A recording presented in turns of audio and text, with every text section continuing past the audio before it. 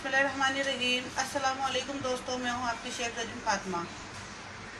आज मैं आपको बताने जा रही हूं लेमन जूस कि हम किस तरह शिकंजी के साथ लेमन जूस तैयार कर सकते हैं, जो कि बहुत इजी है। तो चलिए शुरू करते हैं फिर आज की रेसिपी।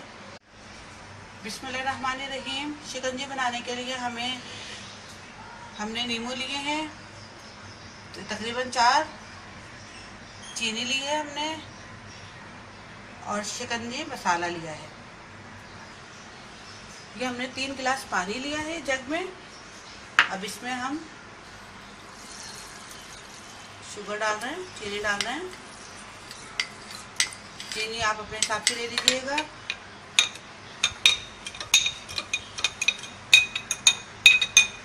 चीनी को हम पहले पानी के अंदर घोल लेंगे।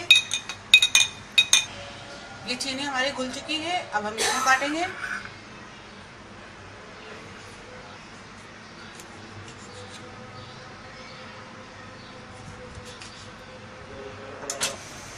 देखिए, नींबू का जूस हमने निकाल लिया है, तमाम बीज अलग कर दिए हैं। अब हम ये तमाम नींबू को निचोड़ लिया है हमने। अब हम इसमें ये डाल रहे हैं।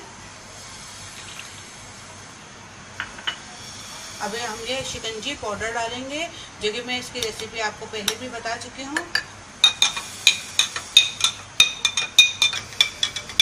अब अच्छे से हमने इसको मिक्स कर लिया है। अब इसमें हम बर्फ़ डालेंगे, आइस क्यूब डालेंगे।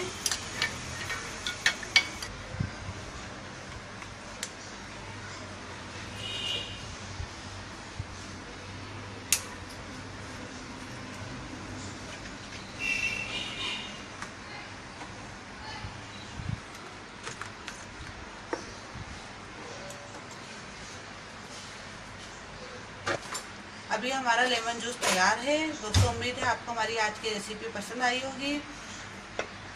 इसको बनाने के लिए हमने आधे लीटर पानी लिया है, जिसके अंदर हमने 4 नींबू दरमियाने साइज़ के डाले हैं, और तकरीबन 1 चमचा हमने शिकंजी पाउडर डाला है, जो कि बहुत ज़्यादा इजी रेसिपी है।